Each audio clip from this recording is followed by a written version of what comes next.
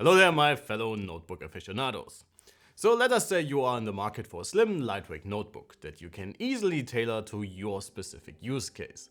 And you also want a choice between Intel or AMD CPUs and integrated or dedicated GPU options. Then you might want to have a closer look at Lenovo's Yoga lineup.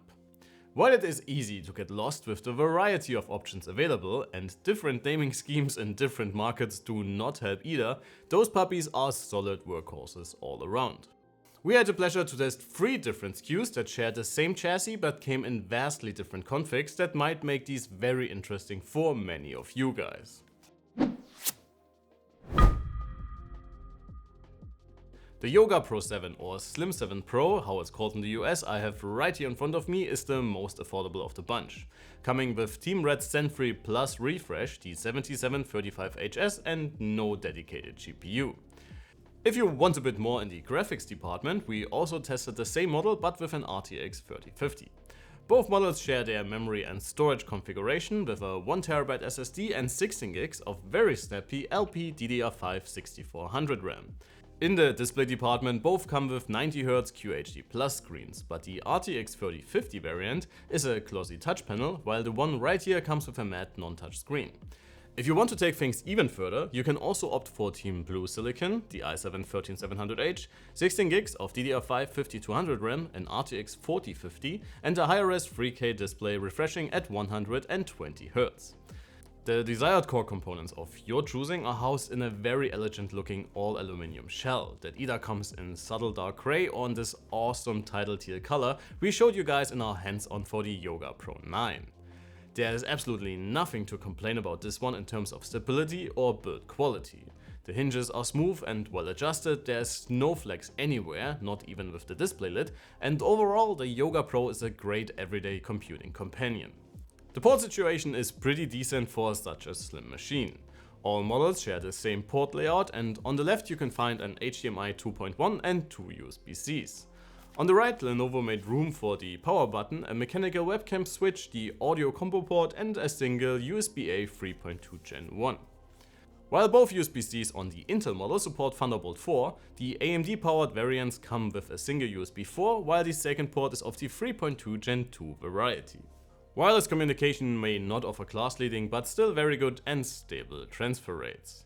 The 1080p webcam that is placed in a reversed notch above the screen is definitely not the sharpest we have seen lately, but colors and contrast do still look relatively natural. In the maintenance department you can easily access the 2 fans, the NVMe slot and the Wi-Fi card. It may not be a ThinkPad, but the Yoga Pro left us pretty impressed with its keyboard. With a generous 1.5mm of travel and a clear and satisfying pressure point while also keeping noise levels in check, most of you guys will probably like this one a lot. Some of you might have gripes with the layout though, especially the smaller up and down keys might throw you off if you use them regularly. The touchpad worked well and without any problems, just the clicks feel a little cheap. While both of our AMD review units came with the same 16x10 QHD Plus panel, apart from the touch functionality, the Intel version came with a slightly higher res panel with a 3072x1920 pixel resolution. Both screen variants deliver an excellent everyday viewing experience, but the faster panel has the edge with overall better specs. Speaking of speed, while it's great to see the departure from 60Hz screens even in non-gaming laptops, response times are still pretty slow for both panel options. If you plan to use your Yoga Pro for work in a visual profession, be it as a designer, a photographer or video editor, you might want to opt for the high-res panel, since it offers wider color gamuts and better color reproduction. If you do not plan to run your new laptop at full throttle all the time, the AMD Silicon should still be fast enough for almost everything you come across during everyday use. That said, the Intel i7-13700H is faster across the board, and the Zen 3 Plus refresh is especially losing ground in single-threaded workloads. While the Raptor-like CPU comes with a hybrid architecture with 6 hyper-threading capable performance cores and 8 efficiency cores, Team Red Silicon sports a more traditional 8-core layout that all support AMD's SMT tech, allowing for 2 threads per CPU core. System performance is very good for all the variants we have tested, but our PC Mark benchmarks revealed some irregularities. While the Yoga Pro with the dedicated RTX 4050 and Intel CPU is quite a bit ahead, the AMD powered variant without the RTX 3050 can actually set itself apart from its sibling.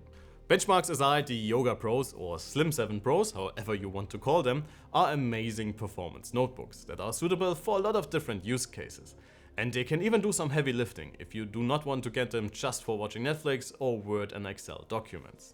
You know the drill by now. If you want to dive deeper into our benchmarking results, or if you are interested in individual test scores, please head over to our written reviews.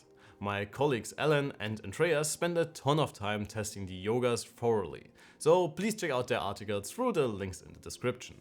Drive speeds are very snappy across the board, but the Intel model and the AMD model without the RTX 3050 had to throttle their drive speeds after a couple of minutes during our benchmarks. This will hardly matter during regular use, but it's something to be aware of nonetheless. In the GPU department, it's of course not really a fair fight between the variants we have tested. That said, if you do not plan to do a lot of gaming or use GPU intensive applications, the integrated 680M from last year can still hold its own, especially against Intel iGPUs. Both the RTX 3050 and the RTX 4050 are significantly faster of course, but they better be. The 4050 can also rely on 2 gigs of additional video memory compared to its 2022 sibling.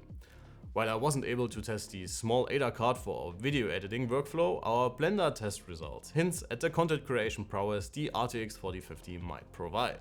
If you want to use these for some after-work virtual entertainment, you should definitely opt for the dedicated GPUs as well. While the native resolution or even the native refresh rates will be out of reach for all GPU options, especially the 4050 SKU can easily deliver a smooth gaming experience in 1080p and high settings. Every Yoga Pro variant we have tested has the potential to be both a very quiet system and also to be pretty noisy when you push the slim machines under full load. Fan noise is dependent on the performance profile, so you might want to think about sacrificing some performance for a quieter computing experience overall. I only have the AMD version without the dedicated GPU at hand, so keep that in mind for our noise samples. You can get an even better experience what to expect from these with our measured dB numbers on our website. I also added a sample for the Yoga speakers so you can experience for yourself how this one sounds when you want to make some noise.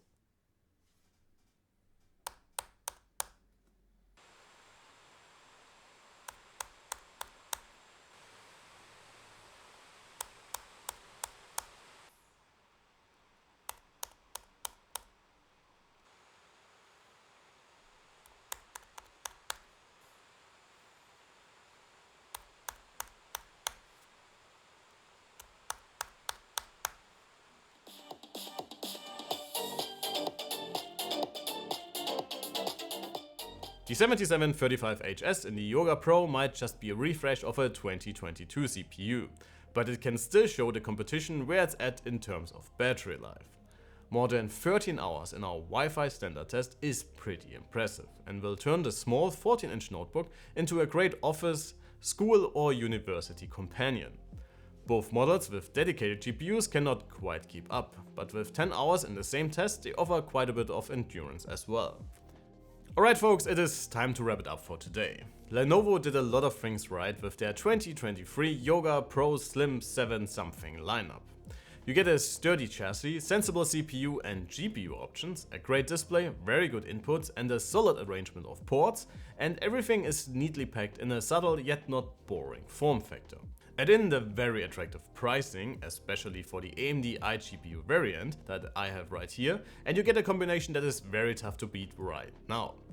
But please guys, let us know what you think about these and which configuration would be your preferred pick. Sound off in the comments below. That would be it for today. Please make sure to subscribe to the channel, like the video and check out our written article or some of our other videos. Thanks a ton for watching. My name is Alex, you have been fantastic as always and I cannot wait to see you all in the next one. Take care.